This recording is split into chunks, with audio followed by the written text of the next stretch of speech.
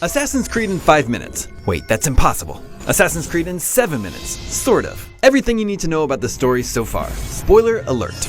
In 2012, Desmond Miles is an ordinary guy leading an ordinary life until he's kidnapped and brought to the headquarters of the mysterious Abstergo Industries. Inside the facility, Desmond is forced to use a machine called the Animus, which allows a person to access their genetic memories, reliving the lives of their ancestors. Turns out Abstergo is the modern-day face of the tyrannical Knights Templar, and Desmond is the descendant of a long line of assassins charged with fighting against the Templars and defending ideals of human free will. The Templars need Desmond's mind to access the past and find ancient artifacts known as Pieces of Eden. Their goal, to discover clues to the locations of the Pieces of Eden, which should finally allow them to achieve world harmony through subjugation. Using the Animus, the Templars sent Desmond's consciousness back to the 12th century. In the aftermath of the Third Crusade, the Assassins and Templars are at war. They clash over the city of Masyaf and a piece of Eden object known as an apple with the ability to control the minds of men. Desmond's assassin ancestor, Altair, is sent to obtain the apple in Solomon's tomb, but violates key tenets of the assassin order and fails his task. Disgraced, Altair is sent on a mission of redemption by his master, Al-Mualim, and is tasked with killing 9 corrupt individuals across the land. Altair eliminates his targets one by one, slowly realizing that they are all high-ranking Templar agents. Falling to Altair, Robert, the leader of the Knights Templars, confesses that there are actually 10 Templars in the know.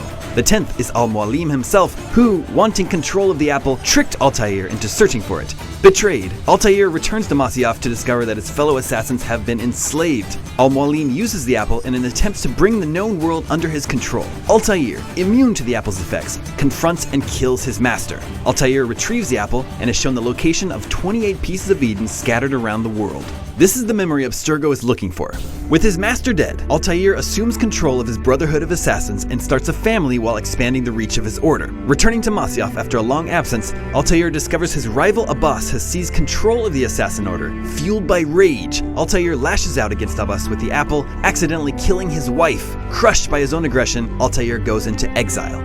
Decades later, an elderly Altair returns to Masyaf once more, determined to liberate his people from Abbas's control. This time, Altair kills Abbas, takes control of Masyaf, and builds a library deep beneath his city. The keys to the library are sent to a distant land, and Altair seals himself inside along with the Apple of Eden and a final message for his heirs. Back at Abstergo, Desmond is brought out of the Animus and determined to be of no more use to the Templars. Lucy Stillman, an undercover assassin posing as an Abstergo scientist, frees Desmond, sparing his life. She tells Desmond about a bleeding effect that will allow him to learn his ancestors' powers. Using Altair's eagle vision, Desmond discovers some crazy messages from previous captive Subject 16 written in blood all over the walls, foretelling the end of the world in 2012. Whoa. Escaping Abstergo, Desmond and Lucy link up with 2 other assassins, Sean and Rebecca. The crew convinces Desmond to use their new Animus 2.0 to relive the memories of another ancestral assassin and obtain skills through the bleeding effect in 2012. Desmond agrees and is zapped to Renaissance Italy, the 15th century, home to assassin Ezio Auditore, a lover and a fighter. When Ezio's father and brothers are falsely accused of a crime and publicly executed, Ezio vows revenge.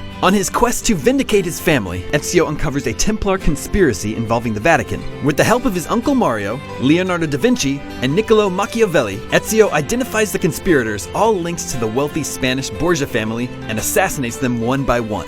During the resulting battles across Europe, Ezio acquires another Apple of Eden, crossing paths with Templar leader Rodrigo Borgia. Through some especially bloody political maneuvering, Rodrigo is declared Pope Alexander VI in an attempt to lead the Templars to a fabled vault hidden in Vatican City. Ezio and his allies discover Rodrigo controls a piece of Eden known as the Staff, which is pretty much just what it sounds like. Ezio then travels to Rome, fistfights the Pope, and takes the Staff. Using his apple and the staff, Ezio enters the vault. His entry triggers a holographic recording from Minerva, a member of the first civilization, which was a far more advanced society that existed along with humans on Earth. Back then, some type of global catastrophe nearly wiped out all life on Earth. Minerva, speaking through Ezio's memories directly to Desmond, warns of another impending doom. Desmond and Ezio's minds are blown. Back in 2012, Desmond is yanked from the Animus by his allies who are forced to flee their safe house with the Templars hot on their heels. The new goal: find Ezio's Apple of Eden and more evidence of Minerva's prophecy. But where to look? In the aftermath of Pope versus Assassin, Ezio flees Rome. Rodrigo's son, Cesare Borgia, declares open war on the assassins, and fueled by the French forces of the Baron de Valois, mounts an all-out assault on Ezio's headquarters. The siege scatters the assassin forces, claims the life of Ezio's uncle, and brings the apple back under Templar control. Forced to rebuild the Brotherhood, Ezio brings in new alliances and acquires intel on Cesare and his allies. Piece by piece, man by man, Ezio kills Cesare's powerful allies, Juan Borgia and the Baron de Valois, stripping the power-hungry Templar of his military and financial resources. Family drama unfolds, and Cesare is ultimately arrested when he tries to take Rome by force. With the apple secured again, Ezio places it in the Roman Colosseum, its intended final resting place. Watching through the Animus, Desmond figures out where to go. He acquires the apple in a labyrinth beneath the Colosseum and receives another First Civilization message. Juno reiterates Minerva's warning and goes a step further, possessing Desmond and forcing him to kill Lucy, who it turns out is a Templar double agent. Overwhelmed by the ancient energy and his prolonged stay in the Animus, Desmond collapses into a coma, seemingly lost forever. With Lucy dead and Desmond in a coma, a senior member of the Assassin Order steps out of the shadows. Desmond's father, William Miles, teams up with Rebecca and Sean to recover his son's mind. William hopes that by sending Desmond back into the Animus, they can pull him out of his coma. Within the Animus, Desmond meets Subject 16, the bloody finger painter from Abstergo. 16 tells Desmond to revisit the twilight years of Ezio and Altair, and that only by separating the two in his mind will he wake up from his coma. Desmond learns that he isn't the first to pursue the memories of his ancestors. Ezio did as well. As a young Suleiman the Wise enters a power struggle with his uncles, Ahmet and Selim, Ezio journeys to Constantinople, tracking down the keys to Altair's lair amidst the turmoil. Ezio discovers the decayed body of Altair and realizes that he is being used as a conduit through time. He addresses Desmond directly, creating a link back to reality. Jupiter, a third member of the First Civilization, appears in Desmond's coma to provide a final warning. The end of the world is nigh. A solar flare will eradicate modern civilization much as it did the first civilization. After the fall, Minerva, Juno, Jupiter, and other godlike beings interbred with the human survivors in an attempt to repopulate the Earth. They created the first assassins, Adam and Eve, and blessed them with their sixth sense, eagle vision.